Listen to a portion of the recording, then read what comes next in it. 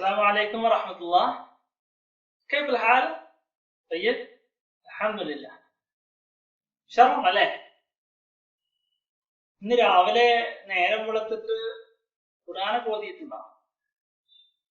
هل تقرؤون القرآن كل يوم؟ نعم. എല്ലാ ദിവസവും ഖുർആൻ പാരായണം ചെയ്യില്ലേ? ഉണ്ടല്ലോ അല്ലേ? Very good. അപ്പൊ ഞാൻ ചോദിച്ചോട്ടെ, ഒരു സംശയം ചോദിക്കട്ടെ നിങ്ങളോട്. എന്താണ് ഖുർആനും ഹദീസും തമ്മിലുള്ള മാറ്റം? ഹദീസ് കേട്ടിട്ടില്ലേ? ഉണ്ടല്ലോ അല്ലെ?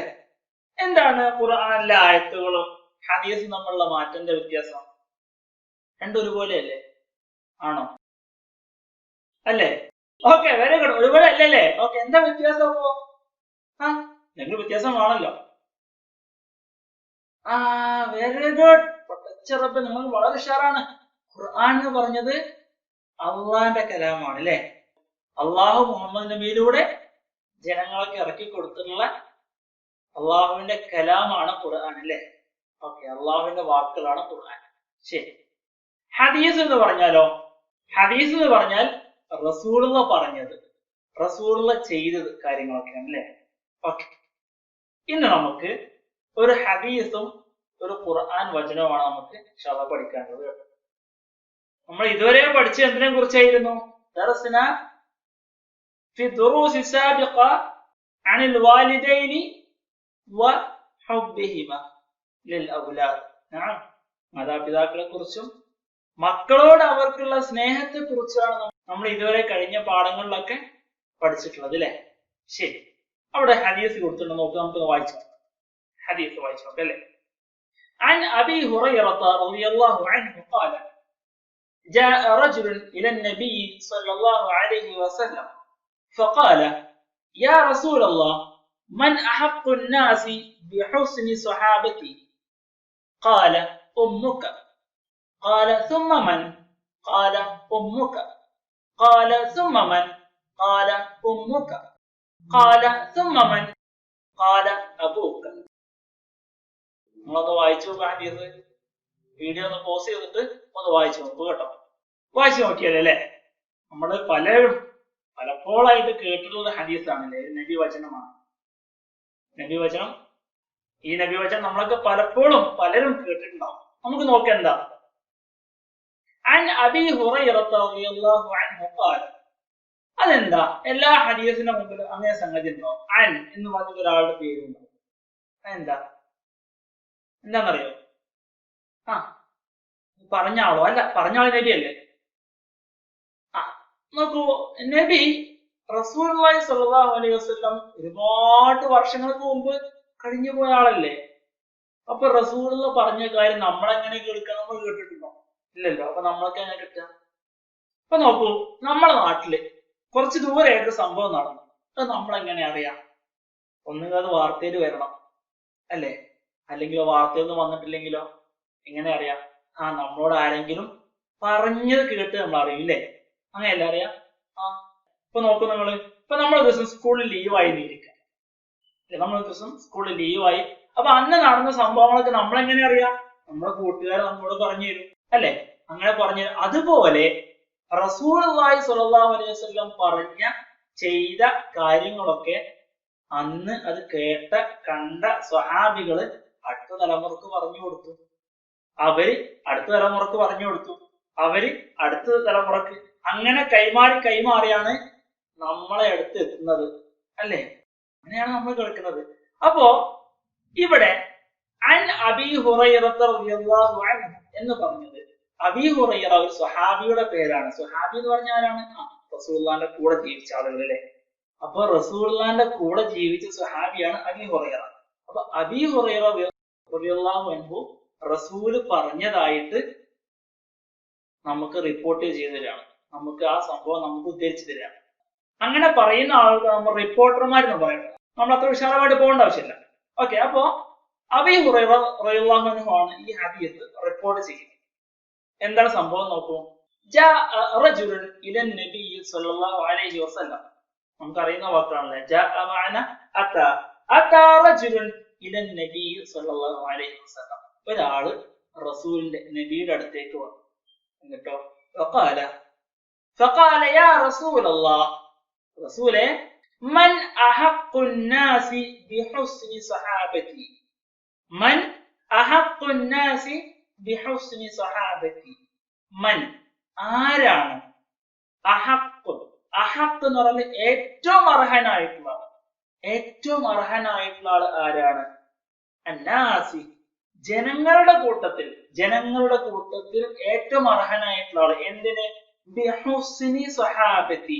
സ്വഹാബത്ത് എന്ന് പറഞ്ഞാല് നമ്മൾ സ്വഹാബി പറഞ്ഞില്ലേ, റസൂലിന്റെ കൂടെ നിൽക്കുന്നതാണ്. ഇവിടെ സ്വഹാബത്ത് ഉദ്ദേശിക്കുന്നത് സഹവർത്തിത്വം, നല്ല പെരുമാറ്റം. ഹുസ്നി സ്വഹാബത്തി എന്റെ നല്ല പെരുമാറ്റം. മൻ അഹഖുന്നാസി ബിഹുസ്നി സ്വഹാബത്തി എന്റെ നല്ല പെരുമാറ്റത്തിന് ജനങ്ങളുടെ കൂട്ടത്തിൽ ഏറ്റവും അർഹനായിട്ടുള്ള ആൾ ആരാണ് എന്ന് പറഞ്ഞാൽ ഞാൻ ഏറ്റവും നന്നായി പെരുമാറേണ്ടത് ഈ ജനങ്ങളുടെ കൂട്ടത്തിൽ ആരോടാണ് എന്നർത്ഥം. നബി എന്താ മറുപടി പറഞ്ഞു നോക്കൂ. ഖാല ഉമ്മുക. ആരാണ് ഏറ്റവും അർഹൻ? നമ്മുടെ ഏറ്റവും നല്ല പെരുമാറ്റം അല്ലെ, നമ്മുടെ ഏറ്റവും നല്ല സംസാരവും പെരുമാറ്റവും ഒക്കെ കിട്ടേണ്ടത് ആർക്കാണ്? ആരുടെ മുമ്പിലാണ്? ഉമ്മുക. നബി എന്താ പറഞ്ഞത്? ഉമ്മുക, നിന്റെ ഉമ്മ. അപ്പൊ നോക്കൂ, അയാൾ ചോദിക്കാണ് ഖാല സുമ്മമൻ, പിന്നെ ആരാണ് നബിയെ? നബി എന്ത് പറഞ്ഞു? ഖാല ഉമ്മുക, വീണ്ടും പറഞ്ഞു നിന്റെ ഉമ്മയാണ്. അപ്പൊ സഹാബി ചോദിക്കാണ് സുമ്മമൻ, പിന്നെ ആരല്ലേ? അപ്പൊ നമ്മളിങ്ങനെ ആളുകളെ ലിസ്റ്റ് ആക്കുന്ന വിചാരിക്കും. നമ്മൾ ഏറ്റവും നന്നായി പെരുമാറേണ്ട ഒന്നാമത്തെ ആള്, പിന്നെ രണ്ടാമത്തെ ആള്, മൂന്നാമത്തെ ആള്, അങ്ങനെ നമ്മളിങ്ങനെ അവരെ പ്രാധാന്യത്തിനനുസരിച്ച് നമ്മളിങ്ങനെ ലിസ്റ്റ് ആക്കി തയ്യാറാക്കുകയാണെങ്കിൽ, നമ്മളങ്ങനെ ലിസ്റ്റായി തയ്യാറാക്കുകയാണെങ്കിൽ അതിൽ ഒന്നാമത്തെയും രണ്ടാമത്തെയും സ്ഥാനത്ത് ആരാണ്? ഉമ്മ. പിന്നെയും ചോദിച്ച അയാള് സുമ്മമൻ, പിന്നെ ആരാണ് നബി? മൂന്നാമത് ആരാണ്? നബി പറഞ്ഞു ഉമ്മുക, മൂന്നാം സ്ഥാനത്തും ഉമ്മയാണ്. ഒന്നും രണ്ടും മൂന്നും സ്ഥാനത്തിലെ നമ്മൾ ഏറ്റവും നല്ല പെരുമാറ്റം കിട്ടാൻ ഏറ്റവും അർഹനായിട്ട് ജനങ്ങളുടെ ലിസ്റ്റ് ഇങ്ങനെ തയ്യാറാക്കുമ്പോൾ ആദ്യത്തെ 3 സ്ഥാനത്തും ആരാണ്? നമ്മുടെ ഉമ്മയാണ്. പിന്നെയും ചോദിച്ചു അദ്ദേഹം സുമ്മമൻ, പിന്നെ ആരാണ് നബിയെ? അപ്പൊ റസൂലുള്ള മറുപടി പറഞ്ഞു അബൂക. ആരാണ്? ഖാല അബൂക, നിന്റെ ഉപ്പ. അപ്പൊ നോക്കൂ, നമ്മൾ ഈ ലോകത്തെ നമ്മുടെ ഏറ്റവും നല്ല പെരുമാറ്റം കിട്ടാൻ അർഹരായിട്ടുള്ള ആളുകളുടെ പേര് ഇങ്ങനെ ലിസ്റ്റ് ചെയ്യുകയാണെങ്കിൽ ആദ്യത്തെ 3 സ്ഥാനത്തും ആരാണ്? നമുക്ക് വേണ്ടി കഷ്ടപ്പെടുന്ന, പ്രയാസപ്പെടുന്ന, ഒരുപാട് ത്യാഗങ്ങൾ സഹിച്ചിട്ടുള്ള, നമ്മെ അങ്ങേയറ്റം സ്നേഹിക്കുന്ന നമ്മുടെ ഉമ്മ. 4ാം സ്ഥാനത്താണ് നമ്മുടെ ഉപ്പ പോലും വരുന്നത്. നമുക്ക് വേണ്ടി ഒരുപാട് കഷ്ടപ്പെടുന്ന, അധ്വാനിക്കുന്ന, പ്രയാസപ്പെടുന്ന ആളാണത് നമ്മുടെ ഉപ്പ. ആ ഉപ്പയെക്കാളും മുകളിലാണ് ഉമ്മയും അല്ലെ. അപ്പൊ അതാണ് നമ്മുടെ ജീവിതത്തിൽ നമ്മുടെ ഉമ്മാക്കുള്ള സ്ഥാനം. ഓക്കെ, നമുക്ക് കേട്ട് പരിചയിച്ചുള്ള ഹദീസാണ്. ഇനി താഴെ നമുക്ക് ഇതുമായി ബന്ധപ്പെട്ട ഒരു ആയത്ത് കൊടുത്തിട്ടുണ്ട്. അതും നമ്മളൊക്കെ പല തവണ കേട്ടിട്ടുള്ള, മിക്കവാറും നമ്മളൊക്കെ കാണാതെ പഠിച്ചിട്ടുള്ള, ഹിഫ്ളാക്കിയിട്ടുള്ള ഒരു ആയത്താണ്. സൂറത്ത് ഇസ്രായിലെ ആയത്താണ്. നമുക്കൊന്ന് കേട്ട് നോക്കാം. നമ്മൾ ശ്രദ്ധിച്ച് കേൾക്കണം കേട്ടോ. أعوذ بالله من الشيطان الرجيم بسم الله الرحمن الرحيم وقضى ربك ألا تعبدوا إلا إياه وبالوالدين إحسانا إما يبلغن عندك الكبر أحدهما أو كلاهما فلا تقل لهما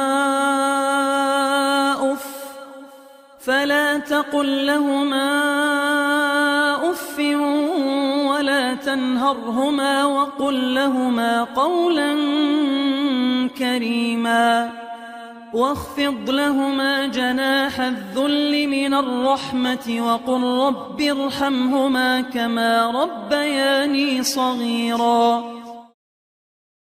എന്താണ് ആയത്തിൽ പറയുന്നത് നോക്കൂ. وقضى ربك ألا تعبدوا إلا إياه. يقول الله تعالى أن يعبده وحده، أو أمر الله تعالى الإنسان أن يعبد الله وحده. ആ ആയത്തിന് ഒന്നാമത്തെ ഭാഗം പറഞ്ഞ എന്താ പറയുക?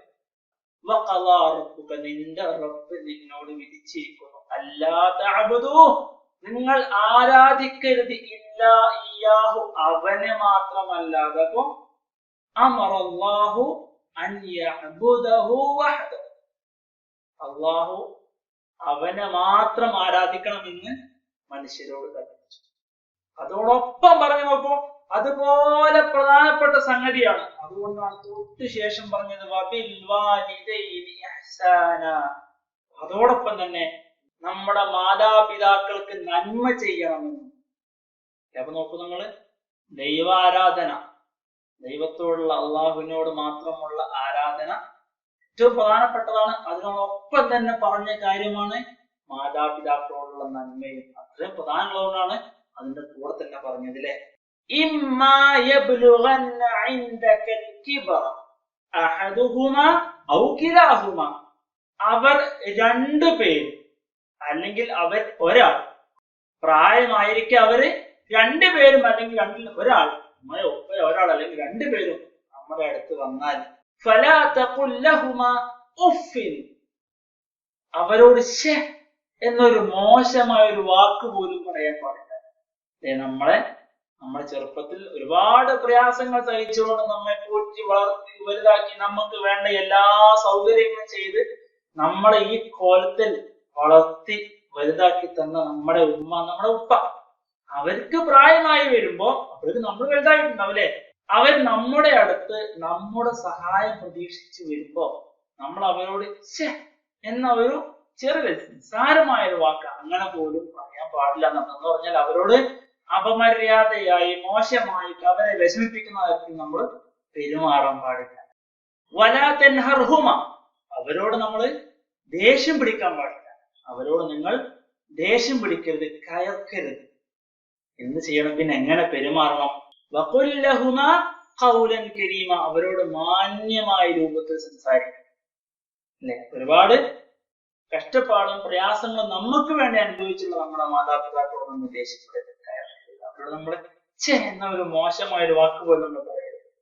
അവരെ നമ്മൾ മാന്യമായ രൂപത്തിൽ അവരോട് നമ്മൾ സംസാരിക്കണം, പെരുമാറണം. വഖ്ഫിദ് ലഹുമാ ജനാഹൽ ദുല്ലി മിനർ റഹ്മത്ത്, അവർക്ക് കരുണയുടെ എളിമയുടെ ചിറക് നീ വിരിച്ചു കൊടുക്കുക, ചിറക് അവർക്ക് നീ താഴ്ത്തി കൊടുക്കുക. അവർക്ക് നീ ദയയുടെ കാരുണ്യത്തിന്റെ ചിറക് അവർക്ക് നീ താഴ്ത്തി കൊടുക്കുക. വഖുൽ റബ്ബിർഹംഹുമാ കമാ റബ്ബയാനി സഗീറ, നമ്മൾ കേട്ടിട്ടുള്ള പ്രാർത്ഥനയാണ് അല്ലെ. നമ്മൾ എപ്പോഴും അവർക്ക് വേണ്ടി പ്രാർത്ഥിക്കുക, പറയണം. എങ്ങനെ പറയണം? റബ്ബിർഹംഹുമാ, റബ്ബേ അവരോട് രണ്ടുപേരോടും നീ കരുണ കാണിക്കണമേ. കമാ റബ്ബയാനി സഗീറ, അവർ രണ്ടുപേരും ചെറുപ്പത്തിൽ എന്നോട് എത്രമാത്രം ദയ കാണിച്ചു, എത്രമാത്രം കരുണയും കാരുണ്യം അവർ എന്നോട് കാണിച്ചോ, അതുപോലെ അതിലേറെ നീ അവർക്ക് രണ്ടുപേർക്കും ദയ കാണിക്കണേ, കരുണ കാണിക്കണേ എന്ന് നമ്മൾ എപ്പോഴും പടച്ചറപ്പിനോട് പ്രാർത്ഥിക്കണം. അപ്പൊ നോക്കൂ, വളരെ പ്രധാനപ്പെട്ട കുറച്ച് കാര്യങ്ങൾ ആയത്തിൽ പറഞ്ഞില്ലേ. അമറല്ലാഹു അൽ ഇൻസാന അൻ യഅ്ബുദല്ലാഹ വഹ്ദഹു, അള്ളാഹുവിനെ മാത്രം ആരാധിക്കാൻ വേണ്ടിയിട്ട് അള്ളാഹു നമ്മളോട് കൽപ്പിച്ചു. വഅമറല്ലാഹു ബിഇക്റാമിൽ വാലിദൈൻ, അമറല്ലാഹു ബിഇക്റാമിൽ വാലിദൈൻ വകദാലിക അമറല്ലാഹു തആല കുല്ല വാഹിദിൻ ബിദ്ദുആഇ ലിൽ വാലിദൈൻ. മാതാപിതാക്കൾക്ക് വേണ്ടി നന്മ ചെയ്യാൻ, അവർക്ക് വേണ്ടി പ്രാർത്ഥിക്കാൻ, അവരോട് നല്ല പെരുമാറാൻ, ഇങ്ങനെയൊക്കെ ഇത്രയും കാര്യങ്ങളൊക്കെ ഈ ആയത്തിൽ സൂചിപ്പിച്ചിട്ടുണ്ടല്ലേ. ഇന്ന് നമുക്ക് ഇതുമായി ബന്ധപ്പെട്ട വർക്കുകളൊന്നുമില്ല. ഇന്ന് നമുക്ക് ചെയ്യാൻ പറ്റുന്നത് ആ രണ്ട് ആയത്തുകളും ഹദീസും നമുക്കൊന്ന് മനപ്പാടാക്കി നോക്കല്ലേ. നമ്മുടെ ജീവിതത്തിൽ ഉപകാരപ്പെടുന്ന ഒരു ഹദീസും 2 വചനങ്ങളുമാണ് നമ്മളത് മനപ്പാടമാക്കാൻ നോക്കുക കേട്ടോ. ഇൻഷാ അല്ലാഹ് നമുക്ക് അടുത്ത ക്ലാസ്സിൽ നമുക്ക് പുതിയ പാഠം പഠിക്കാം. ശരി, അസ്സലാമു അലൈക്കും വറഹ്മത്തുള്ളാഹി.